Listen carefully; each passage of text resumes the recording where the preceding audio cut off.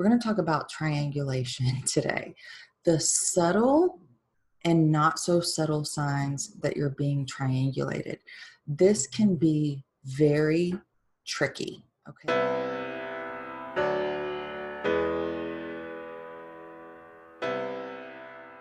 Welcome back to Higher Love Healing and Coaching. I'm Dinah and Buttercup's in the background sleeping, okay? So you may hear her snore, and that's okay. So what do I want to talk about today? Just went blank. I remembered. We're going to talk about triangulation today. The subtle and not so subtle signs that you're being triangulated. This can be very tricky. So basically what triangulation is the narcissist will bring someone else in to your awareness to target a reaction in you. Okay, it could be that they're looking to make you jealous. It could be for covert narcissist. It could be for you to start a fight with the narcissist. But it's all to get attention, because that's what a narcissist wants, is your attention all the time. So if you're not giving them enough attention, they will bring someone else into your awareness. Now, they can do this in many ways. Obviously, some obvious signs are they're just outright flirting with other people to make you jealous, right? They're flirting with their coworkers. They are flirting with the wait staff, overly engaging the wait staff in conversation, or they're giving them lots and lots of compliments, or asking lots of questions about the food. They're engaging this third person in a lot of conversation, and it just feels wrong, right? It just feels weird. So they're giving attention in order to get attention, okay? They don't really give a damn about that person, usually, except to make you jealous or make you feel excluded, okay? That is what they're doing. They want to make you feel excluded, and they're oh so special because they're getting this attention. They're getting energy from someone else, okay? These people are energy vampires, and that's all they want is attention, attention, attention. A more subtle way is, let's say they come home from work and start casually mentioning someone else's name at work of the opposite sex, okay, the same sex as you. Well, so-and-so is really having a hard time. Now, okay, before I go any further, not every person that does this is a narcissist. You've got to do the detective work yourself, okay? You have to come to your own conclusions, all right? If they do several of these things, maybe they're a narcissist. If they only do one, they're probably not, because we all like to share stories about what's happening in our lives. But they will somehow make this third person sort of, they're giving them special attention, okay?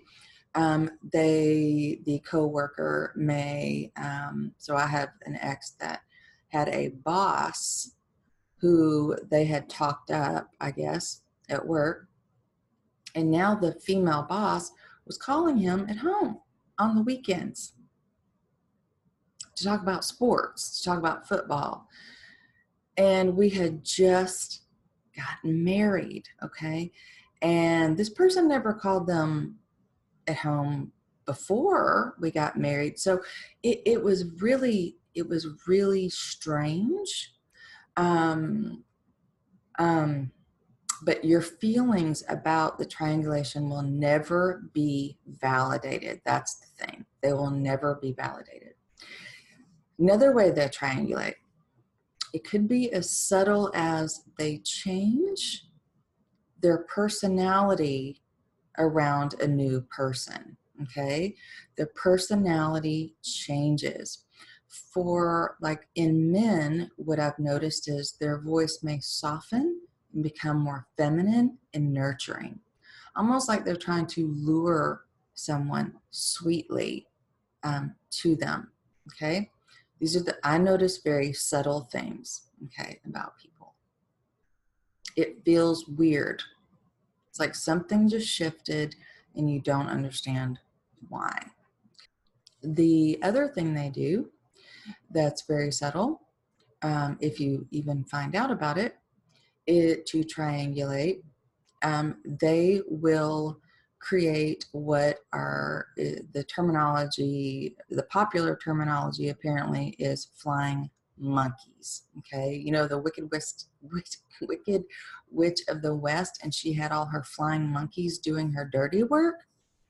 That's what these people are. So let's take a real life example.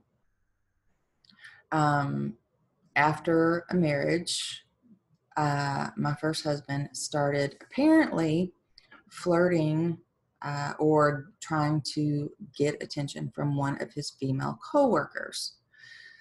What he would do is go to the coworker and talk about how victimized he felt by me, his pregnant wife, okay, who apparently was never happy, not treating him right. I mean, it's just bizarre, bizarre, bizarre, bizarre. And he and I, the narcissist and I, actually worked in the same facility. And so I knew this person. I knew of this person. I didn't know this person. Well, so I had our second child, and I was home on maternity leave, and my ex-narc's boss, which was a female, so calls me at home and tells me something really disturbing, which was that the female coworker had come to her, the boss of both of them.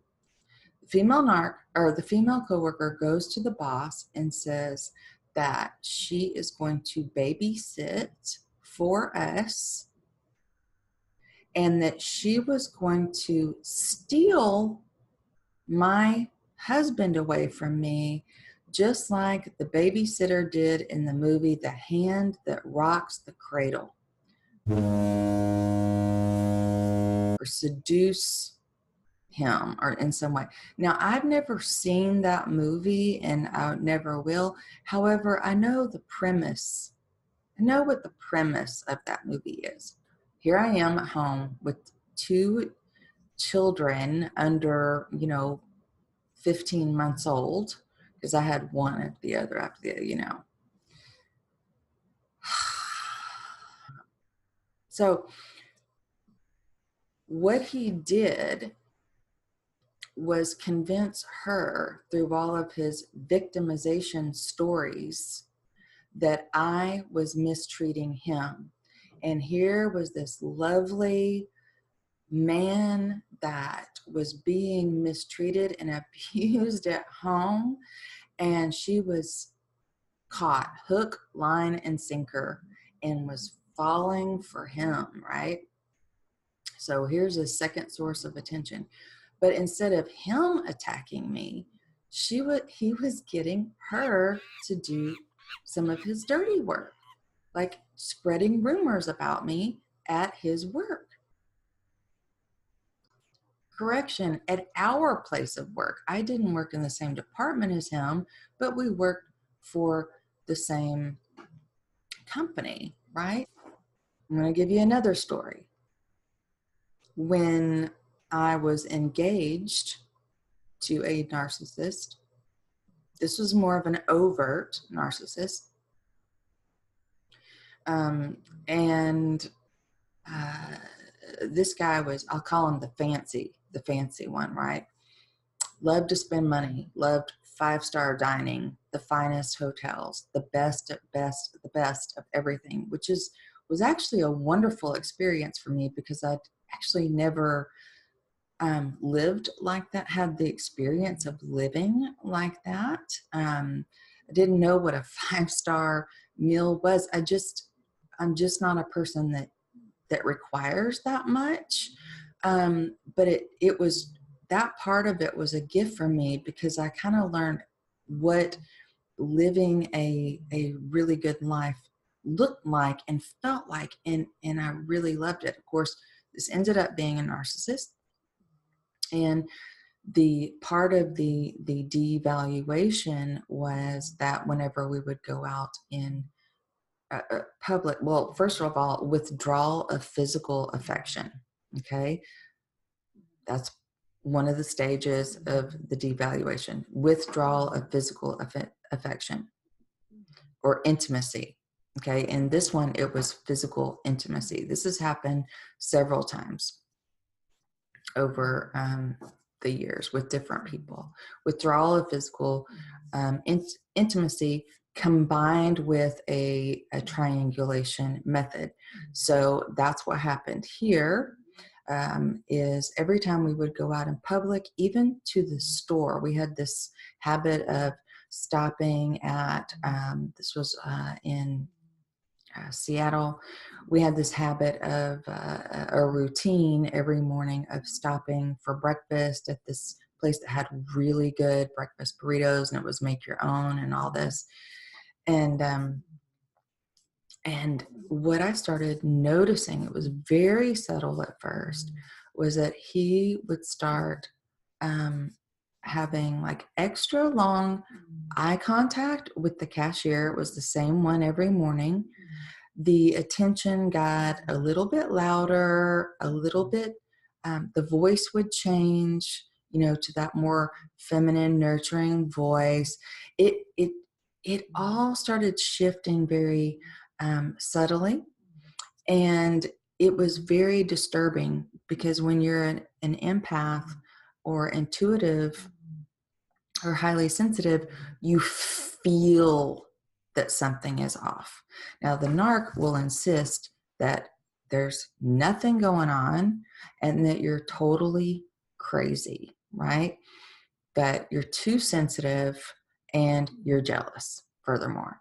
But these are triangulation methods. What they want, they're too, excuse my French, chicken shit to just flat out just break up with you. There goes my stomach. To just break up with you.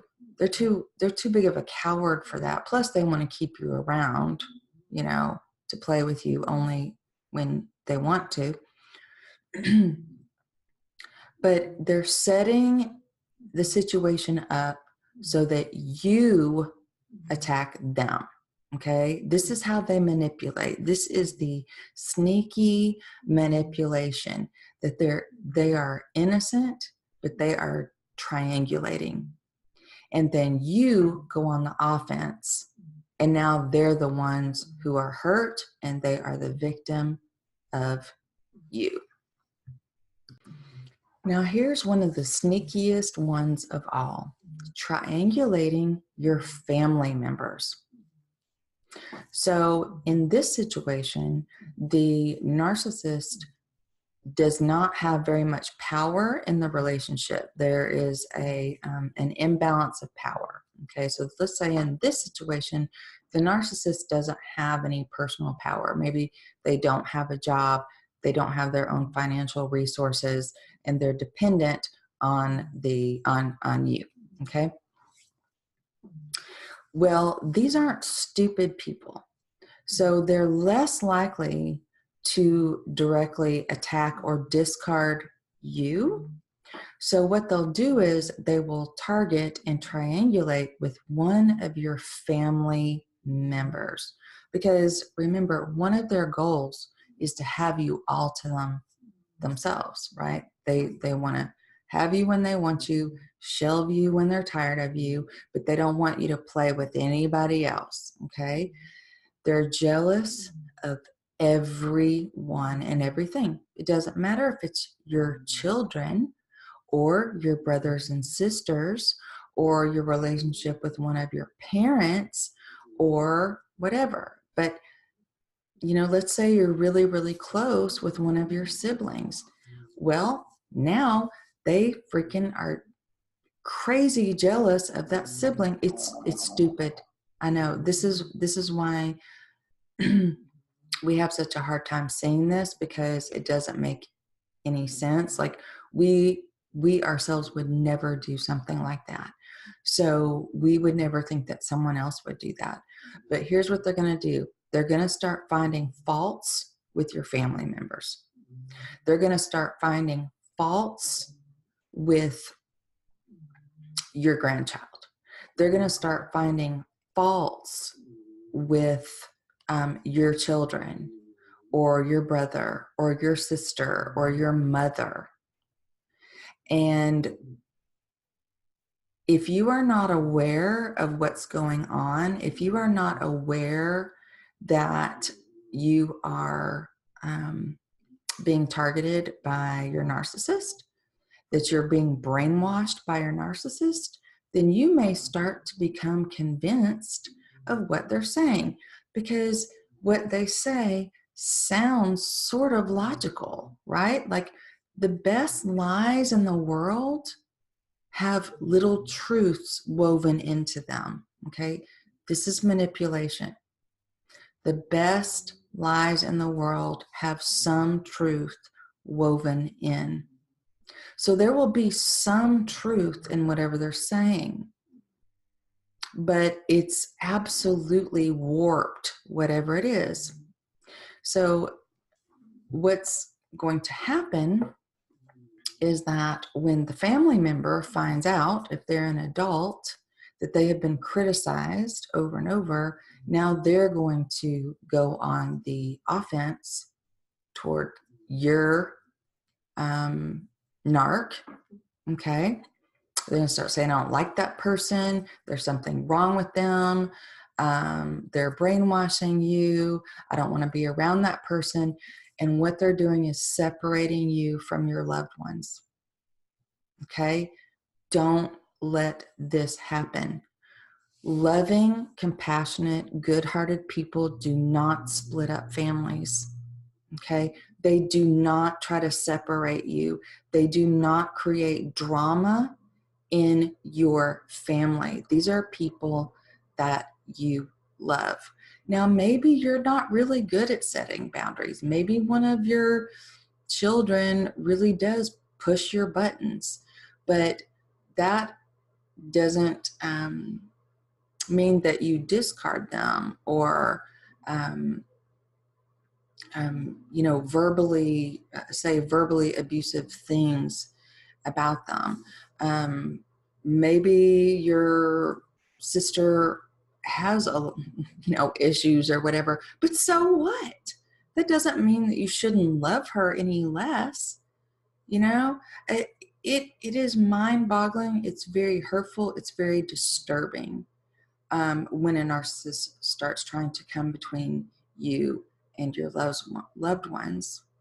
And it's very sneaky. It usually happens over time. It's very subtle.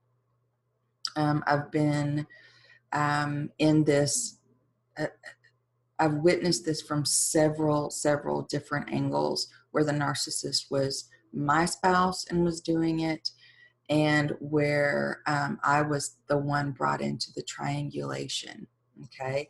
This one is sort of newer for me, where I was being triangulated, and I couldn't even see it at first, okay?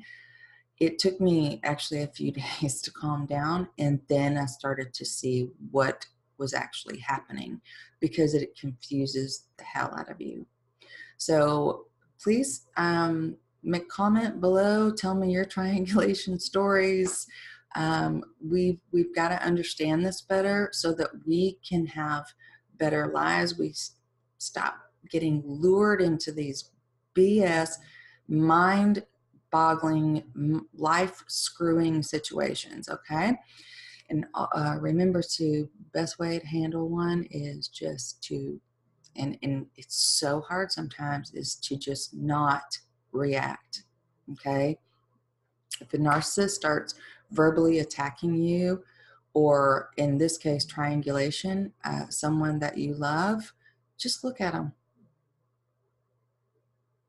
Your insides may be going crazy, but just look at them.